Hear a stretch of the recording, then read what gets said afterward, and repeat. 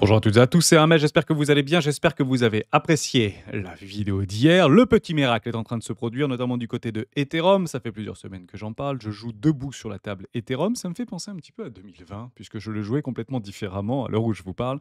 Assez intéressant de le reprendre ensemble dans cette vidéo. On fera une petite rétrospective d'il y a 5 ans en arrière. Côté Bitcoin, rien ne se passe. Est-ce que c'est du côté peut-être des 80 000 Bitcoins qui sont en train de bouger, du côté des adresses que nous avions observer ensemble par rapport à un FUD ou quelque chose qui est en train de se passer sur le protocole même de Bitcoin avec certaines écritures sur les hop return. On va pas en reparler dans cette vidéo précisément, c'est juste un objectif technique qu'on est en train de observer. On va le regarder ensemble juste après. J'avais envie de titrer cette vidéo un jour historique pour l'écosystème crypto et notamment pour Bitcoin avec cette petite vignette. Côté de la Chambre des représentants, c'était passé au Sénat, ça devrait passer à être validé aujourd'hui à la Chambre des représentants pour aller déposer sur le bureau ovale les signatures de Donald Trump dans la foulée. On va peut-être pas faire ça, on va peut-être faire Ethereum to the moon. All in Ethereum, on en parle maintenant.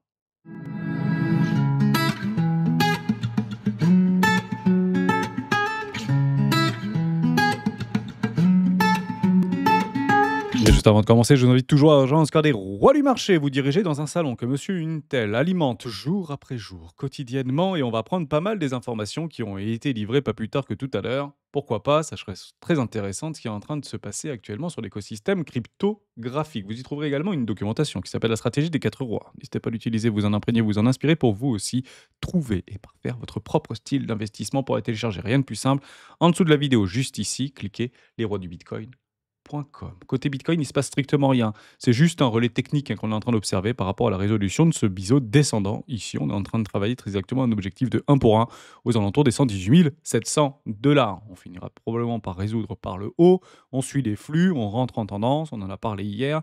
Vous avez cette fenêtre de tir entre le 8 septembre et le 31 octobre 2025. C'est là où, logiquement, les certitudes devraient être à son paroxysme.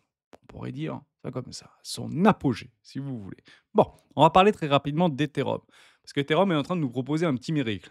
Franchement, on atteint les objectifs bien plus rapidement qu'il n'y paraît. Est-ce que ça veut dire que oh, ça va trop vite, ça va trop, il va falloir shorter, ça peut pas, ça doit retomber.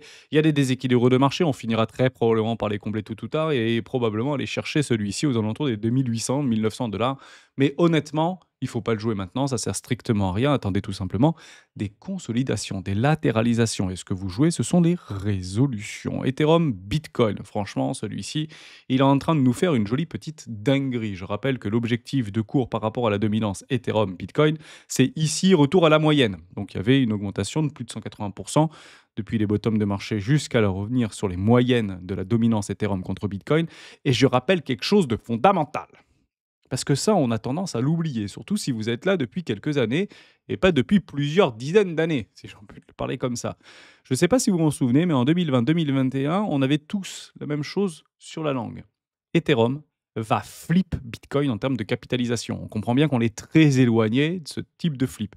Et aujourd'hui, on est en train de nous dire que c'est impossible de flip. Alors oui, ça va être ambitieux de le flip. Mais c'est parce que la majorité est du mauvais côté que les dingueries vont se positionner très probablement sur Ethereum. Quelque chose qu'on enterrait encore il y a 3 mois en arrière. Donc le play était là, les extrêmes ont été achetés, c'est ce qui est clairement ce qu'il fallait faire dans une dynamique et une rationalité de risque management complètement déséquilibrée, plutôt à la faveur ici de Ethereum. Et maintenant, il faut tout simplement que ça se résout, que ça se résolve. Donc on va le faire et on ira chercher très probablement des moyennes. Et c'est sur ces niveaux de valorisation qui devra potentiellement avoir une forme de gestion du risque. Mais actuellement, laissez-le pousser jusqu'à une forme de latéralisation.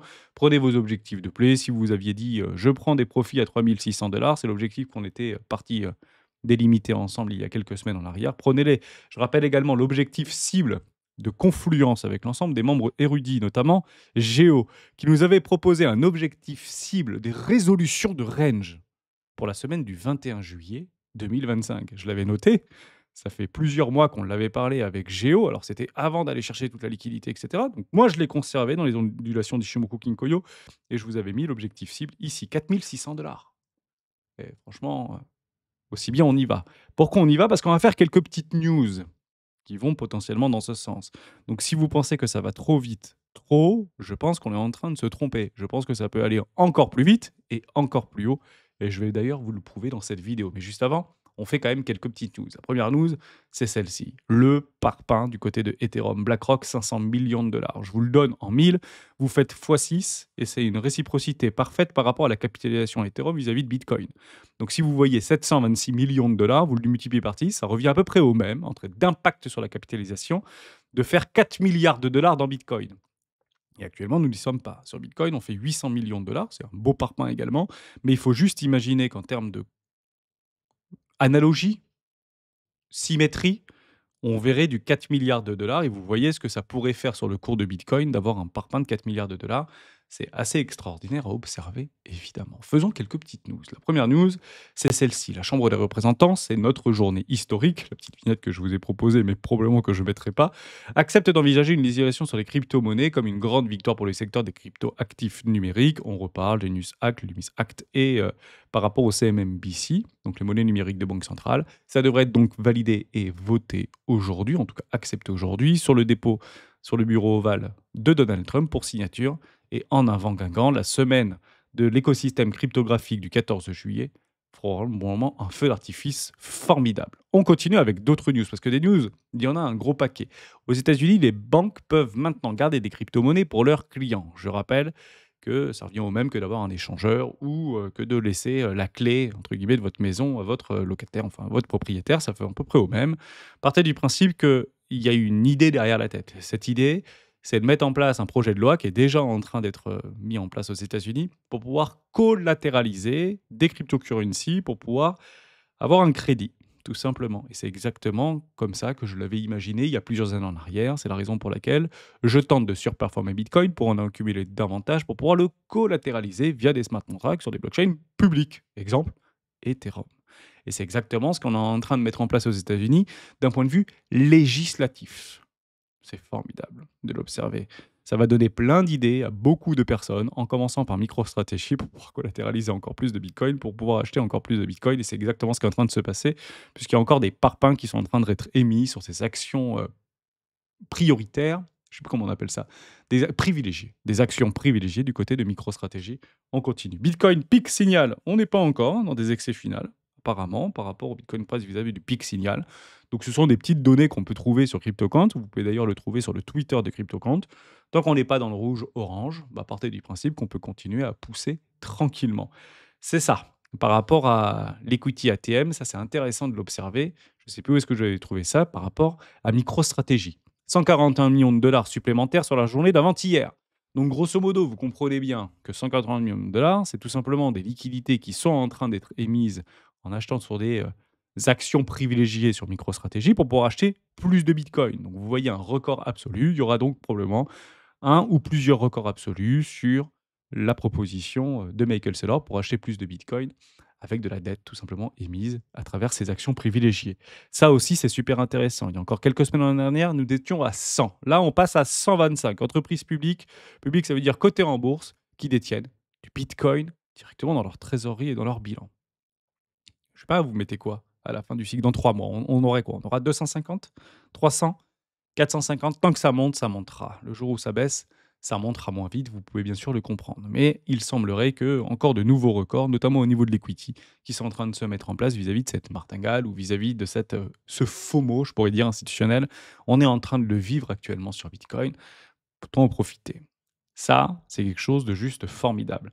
Je vous explique la raison pour laquelle Ethereum est peut-être encore sur le point, non pas de décélérer, mais d'accélérer. On repère sur des volumes de distribution sur le global perpétuel futur qu'on vient de dépasser Bitcoin en termes de perp sur Ethereum. C'est-à-dire qu'il y a plus de contrats perpétuels sur Ethereum que sur Bitcoin. Je ne sais pas si vous imaginez ce que ça veut dire. Donc, il y a du bear, il y a du bouboule, la volatilité y est. Il semblerait que ce soit directionnel et on pourrait continuer à accélérer puisqu'il y a quand même des vendeurs à découvert à les péter. Pourquoi? Puisque c'est un record inouï. C'est presque incommensurable ce qu'on est en train de vivre actuellement par rapport au leverage net record des vendeurs à découvert, donc des shorts ici, sur Ethereum sur les dernières semaines. Donc on est tout simplement en train de les exploser. En parlant de les exploser, il y a quelque chose qui va se passer. C'est quasiment sûr maintenant. On est à 7 jours, 8 jours des expirations du 25 juillet 2025. Je vais la reprendre aussi ici. All expiration, 25 juillet Vous avez 120 000 $ pour Bitcoin. Est-ce qu'on va les atteindre? En tout cas, on est en train de travailler dessus. Il semblerait que côté Bitcoin, via le FUD, c'est pas forcément la news, j'ai vu, c'est 80 000 Bitcoins, dont la moitié qui serait en cours ou en passe ou en train d'être vendus actuellement sur différents échangeurs, notamment Bybit, bah, pourrait tout simplement freiner son ascension, ce qui profite à Ethereum, bien évidemment. Ethereum, on est très exactement à 3 500 $ pour le strike. 3 500 $. Donc, on est exactement dans le même fauchage de poche. Ce qui est intéressant, c'est qu'encore il y a 48 heures, le strike d'Ethereum était à 3 000 $. Ça veut dire quoi? Ça veut dire qu'on est en train d'enfoncer de façon agressive du levier, du dérivatif sur Ethereum à 3 500 $. Donc, si on est au-dessus des 3 500 $, à 3 600, 3 700, 3 800 d'ici les 10 prochains jours, il semblerait que la direction soit allée dans ce sens-là. Gamma squeeze. Gamma squeeze. Voilà, c'est ça. Et on vivra ensemble ce fameux gamma squeeze qu'on attend depuis 4 ans. La dernière fois qu'il y avait eu un gamma squeeze, c'était pas forcément chouette, c'était en 2023, en 2023, 2022 sur Terra Luna. Et c'était plutôt un gamma squeeze côté vendeur sur les puts et non pas les calls. Et ça a fait très très mal. Vous avez vraiment des mèches qui sont assez violentes. Et on pourrait avoir ces mèches assez violentes de façon assez imminente sur Ethereum. On le vivra ensemble, tout simplement. Je continue avec d'autres news. Ici, la Bulgarie aurait pu rembourser sa dette si elle n'avait pas vendu son Bitcoin en 2018, ou ses Bitcoins. On parle de 213 500 Bitcoins effectués en 2018. Bon, toujours pareil, il semblerait que beaucoup de pays souhaitent vendre sur des bottoms ou proches de bottoms de marché. Il semblerait que ça puisse résonner dans la tête et d'un fondement gouvernemental, et non pas forcément institutionnel, mais plutôt gouvernemental, pour dire mais c'est quand même assez incroyable, parce qu'il les avait, ces bitcoins-là. Il les avait. Alors est-ce que juridiquement et légalement, il devait les vendre de façon obligatoire? C'est une question qu'on peut se poser, mais le résultat est là. Ils auraient pu rembourser leur dette souveraine s'ils avaient conservé, à l'heure où je vous parle, leurs 213 000 bitcoins. Et honnêtement, si vous les aviez vus bouger aujourd'hui, ça aurait fait sacrément flipper les détenteurs de bitcoin, en tout cas les spéculateurs, court terme, moyen terme, long terme, évidemment.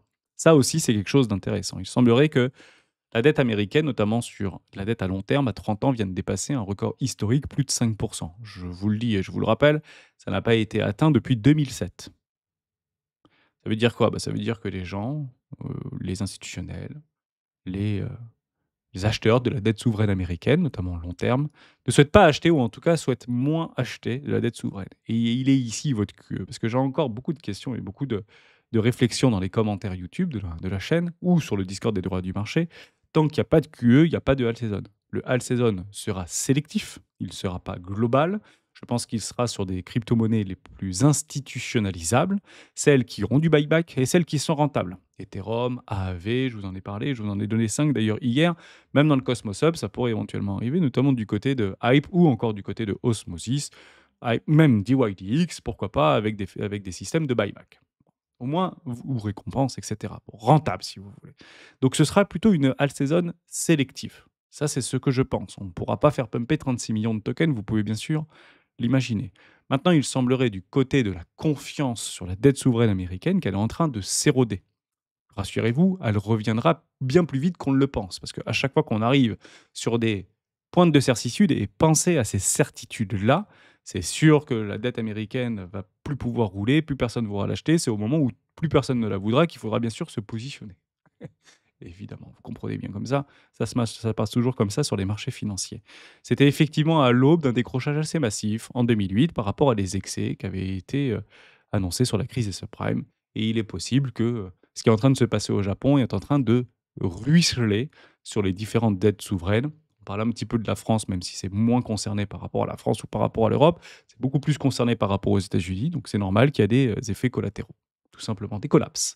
Donc on est en train de le voir actuellement. C'est plutôt bon pour les actifs à risque, puisque quand on perd de la confiance, on va plutôt dans les valeurs refuges. Et il semblerait que Bitcoin, au même titre que l'or, soit considéré comme une valeur refuge, à voir si ça ruisselle également du côté de nos cryptoactifs préférés, si on joue des cycles d'adoption. Et on finira bien sûr par s'en prendre une derrière la tête, mais pour l'instant, profitons et célébrons. Ça aussi, c'est quelque chose d'important. On parle beaucoup de la Fed par rapport à la baisse des taux, mais on ne regarde pas quels sont les impacts tarifaires vis-à-vis de la politique de Donald Trump sur les tarifs douaniers. Et il semblerait que c'est plutôt positif, puisque si vous reprenez par rapport au CPI urbain des consommateurs année sur année, euh, prix final à la consommation, en fait c'est très faible. En réalité c'est très faible. On a les chiffres, les derniers chiffres du mois de juin, mois de juillet.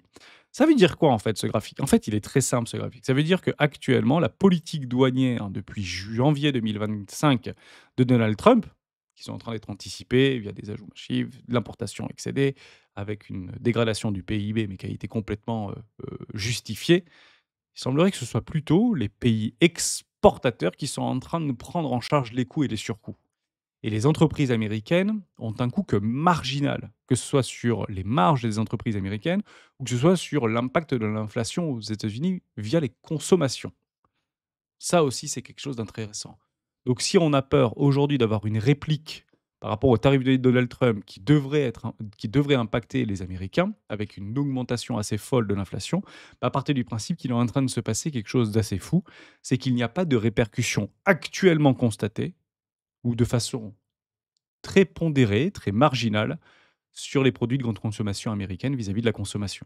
Ça, gardez-le en tête, parce que c'est des billets qu'on peut avoir et qu'on peut, mal avoir si on n'arrive en fait pas à les, confronter par rapport à des données que nous avons. Nouvelle news, parce qu'il y en a un paquet, hein. Le taux d'intérêt du livret A baissera à 1,7 au 1er août contre 2,4 actuellement, annonce le gouvernement. Vous comprenez bien que ce sont ces petites news-là qui fait qu'à un moment donné, les gens vont se dire: «Moi, j'en ai marre d'aller à 1,7 parce que si vous allez même sur Ethereum, si vous allez sur USDT, si vous allez sur SDC, vous avez des taux de rendement à 4,5, 5,5. Safe, hein, enfin safe. Prenez le risque, bien évidemment, par rapport à ces protocoles DeFi, mais partez du principe que le risque est clairement justifié si vous passez d'un PEA à un 7, de 4, voire 1. Encore une fois, c'est très confiscatoire. C'est clairement le plus gros impôt déguisé aujourd'hui sur l'État français par rapport à ce PEA.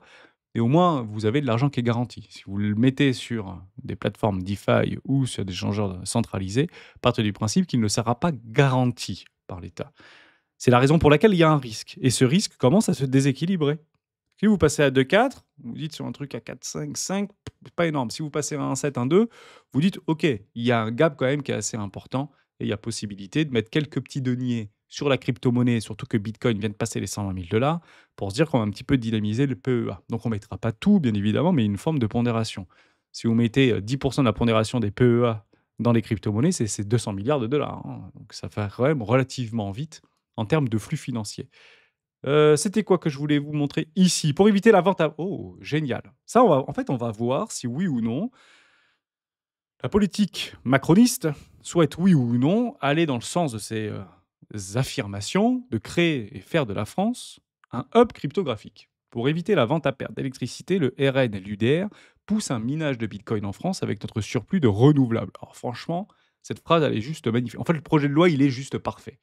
C'est pas le alors dans renouvelable, il faut comprendre nucléaire, hein, parce que le nucléaire est considéré comme de renouvelable. C'est plus une renouvelable. On sait que la France est un pays, excédentaire d'énergie.